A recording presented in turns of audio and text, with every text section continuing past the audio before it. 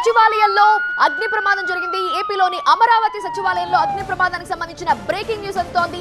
బ్యాటరీలుంచే ప్రాంతాల్లో మంటలు ఒక్కసారిగా చెలరేగాయి. అగ్నిమాపక బృందానికి ఇప్పటికే ఎస్పీఎఫ్ సిబ్బంది సమాచారం ఇచ్చారు. మంటల్ని అదుపులోకి తీసుకొచ్చారు ఫైర్ సేఫ్టీ అధికారులు. అయితే సెక్రటేరియట్ లో సచివాలయంలో రెండో బ్లాక్ లో అగ్ని ప్రమాదం మాత్రం కలకలం సృష్టిస్తోంది.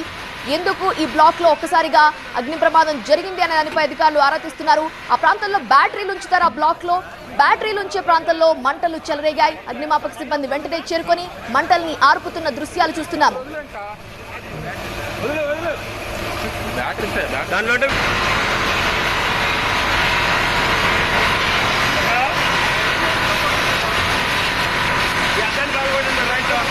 ప్రమాదానికి కారణాలేంటి? మా ప్రతినిధి ఈశ్వర్ ఫోన్ లైన్ లో సిద్ధంగా ఉన్నారు.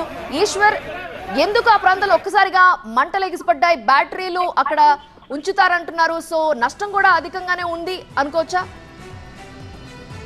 నష్టం సంగతి పక్కన పెడితే సెక్రటేరియట్ అత్యంత సెక్యూరిటీ మధ్య ఉండే సెక్రటేరియట్ లో ఇట్లాంటి ప్రమాదం చోటు చేసుకోవడం, ఎందుకంటే ఎప్పుడు నిరంతరం ప్రముఖులు అక్కడ ఉంటారు. ఇట్లాంటి ప్రాంతంలో చోటు చేసుకున్న దానిపైన మాత్రం చాలా సీరియస్ గా చూడాల్సిన అంశం ఉంటుంది. ఎందుకంటే అదే బ్లాక్ లో డిప్యూటీ సీఎం పవన్ కళ్యాణ్ ఉంటారు, ఆర్థిక శాఖ మంత్రి పయ్యావుల కేశవ్ ఉంటారు, నారాయణ, కందుల దుర్గేష్, నాదెండ్ల మనోహర్, ఆనం రామనారాయణ రెడ్డి, హోమ్ మినిస్టర్ స్వయంగా అదే బ్లాక్ లో ఉంటుంది అనిత.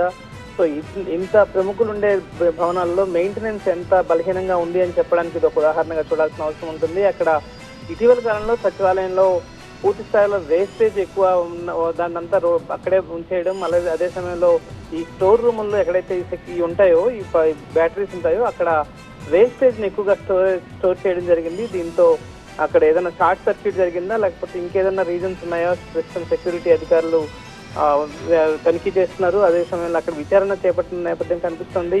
అయితే తెల్లవారుజామున ప్రమాదం జరగడంతో ఎట్లాంటి ఇబ్బంది అయితే జరగలేదు, కానీ సిబ్బంది ఎవరు లేకపోవడంతో ప్రాణ నష్టం ఏమీ జరగలేదు. కానీ బట్ జరిగిన సంఘటన మాత్రం చాలా సీరియస్ గా తీసుకోవాల్సిన నేపథ్యం కనిపిస్తుంది. అక్కడ ప్రముఖులు నిరంతరం సంచరించే ప్రాంతం, అదే సమయంలో రాష్ట్ర పరిపాలనా కేంద్రమైన ముఖ్య కేంద్రమైన సచివాలయంలోనే ఇట్లాంటి పరిణామాలు చోటు చేసుకుంటే దానికి ఎవరు బాధ్యత వహించాలన్నది చూడాల్సిన నేపథ్యం కనిపిస్తుంది. ఎస్పీఎఫ్ తో సహా స్థానికంగా సచివాలయానికి ఎస్పీఎఫ్ స్టేట్ కి సంబంధించిన స్పెషల్ ప్రొటెక్షన్ ఫోర్స్ భద్రతా ఏర్పాట్లు చూస్తుంటుంది. అదే సమయంలో వీటికి మెయింటెనెన్స్ కి సంబంధించి సిబ్బంది ప్రతిదానికి ఇన్ఛార్జీలు ఉంటారు. వాళ్ళందరూ నిరంతరం వాటిని మెయింటైన్ చేస్తూ వాటికి సంబంధించిన రిపోర్ట్స్ ఇస్తూ ఉంటారు. కానీ ఇలా చోటు చేసుకోవడం మాత్రం చాలా ప్రభుత్వం కూడా చాలా సీరియస్ గా తీసుకున్న నేపథ్యం కనిపిస్తుంది.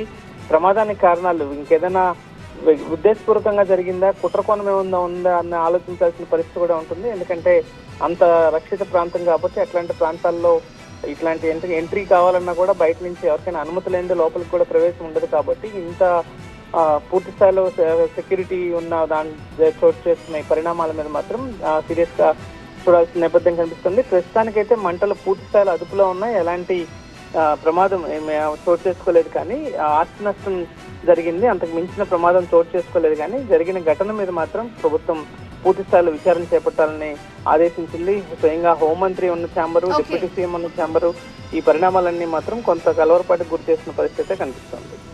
రైట్ ఈశ్వర్, ప్రస్తుతం మంటలైతే అదుపులోకి వచ్చాయి. ఏపీ సచివాలయంలోని రెండో బ్లాక్ లో బ్యాటరీలు ఉంచే ప్రాంతంలో ఒక్కసారిగా మంటలు ఎగిసిపడ్డాయి. ఫైర్ సేఫ్టీ అధికారులు వెంటనే చేరుకుని మంటలను అదుపు చేశారు. కానీ అనేక అనుమానాలకు తావిస్తోంది. ఇది కేవలం షార్ట్ సర్క్యూట్ వల్లనే జరిగిందా లేదా కుట్ర కోణం ఏదైనా ఉందా?